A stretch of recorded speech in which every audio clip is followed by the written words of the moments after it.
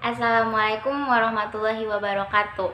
Halo semuanya, bagaimana kabar kalian? Mudah-mudahan semuanya dalam keadaan sehat dan dalam lindungan Allah Subhanahu wa Ta'ala. Materi saya kali ini adalah tentang klasifikasi makhluk hidup.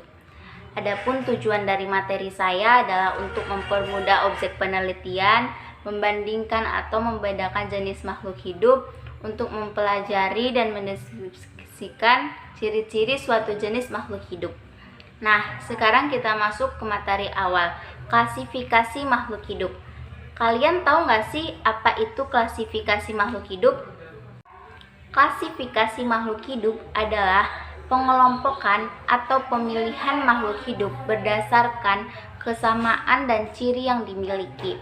Jadi, nggak mentang-mentang manusia, tumbuhan, dan hewan termasuk makhluk hidup begitu aja masuk dalam satu kelompok besar, nggak gitu ya, melainkan ada pengelompokan yang spesifik lagi. Nah, selanjutnya sistem klasifikasi makhluk hidup.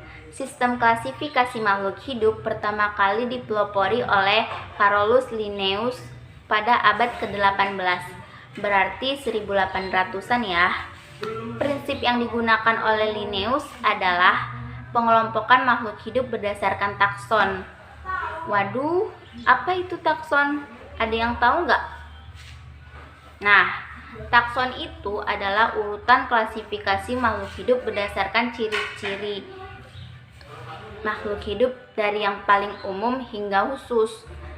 Cabang ilmu yang mempelajari tentang klasifikasi makhluk hidup disebut dengan taksonomi. Oleh karena itu, Linnaeus terkenal dengan sebutan Bapak Taksonomi. Adapun urutan takson pada makhluk hidup adalah 1. Domain. Domain adalah tingkat teratas dalam sistem klasifikasi makhluk hidup.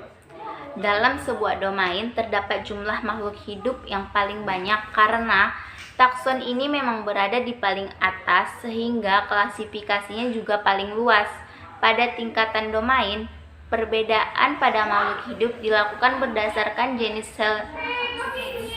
selnya saja, yaitu bakteria, archaea, dan eukarya. 2. Kingdom.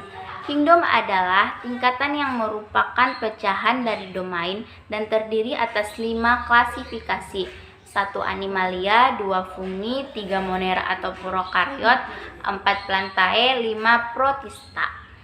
3. Phylum atau hewan, divisio atau tanaman. Phylum adalah tingkatan klasifikasi makhluk hidup setelah kingdom untuk hewan, sedangkan divisio untuk tanaman. Dalam takson ini, pengklasifikasian digunakan berdasarkan ciri-ciri umum yang sama. Bayangkan seperti kamu selesai mencuci pakaian. Bayangkan seperti ketika kamu selesai mencuci pakaian dan kamu akan memisahkan cucian berdasarkan jenis bajunya ke dalam keranjang yang berbeda-beda. Contohnya, meskipun kaos-kaosmu warnanya berbeda-beda, kamu tentu akan mengelompokkan kaos ke dalam keranjang yang sama. 4. Kelas. Pada tingkatan kelas, makhluk hidup diklasifikasikan pula berdasarkan kemiripan. Hanya saja, proses klasifikasinya dilakukan dengan lebih mendetail dibandingkan phylum dan divisio. Saat ini, kamu bisa temukan lebih dari 100 kelas, dan beberapa di antaranya pasti sudah sering kamu temukan di dalam kelas biologi.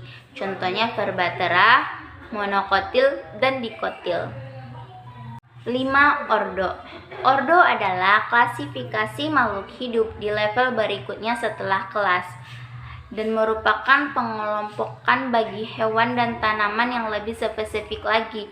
Beberapa contoh ordo adalah karnivora, primata, tanaman berbunga, dan hewan pengerat. 6. Familia. Takson familia atau famili ini bisa diibaratkan seperti pengelompokan kamu dan orang-orang yang kamu sebut sebagai keluarga. Artinya kamu dan saudara-saudaramu boleh jadi berbeda-beda, tapi ada cukup kemiripan yang kalian bisa sebut sebagai keluarga yang sama. Nah, hal yang sama juga berlaku dalam makhluk hidup. 7. Genus. Genus adalah bagian pertama dari nama ilmiah makhluk hidup yang menggunakan tata nama ganda seperti yang sudah dijelaskan. Sebagai contoh, dalam nama ilmiah singa adalah Panthera leo dan nama ilmiah harimau adalah Panthera tigris. Dengan begitu, Panthera adalah genusnya. Yang terakhir, spesies. Spesies adalah tingkatan terakhir dan paling spesifik dalam sistem klasifikasi bahwa makhluk hidup dengan spesies yang sama adalah sekelompok makhluk hidup yang sama dan paling pas untuk berkembang biak dan menghasilkan keturunan yang sehat. Oke, mungkin itu saja pada pembelajaran klasifikasi makhluk hidup kali ini. Apabila ada kesalahan, saya mohon maaf. Wabillahi taufiq wal hidayah. Wassalamualaikum warahmatullahi wabarakatuh. Terima kasih.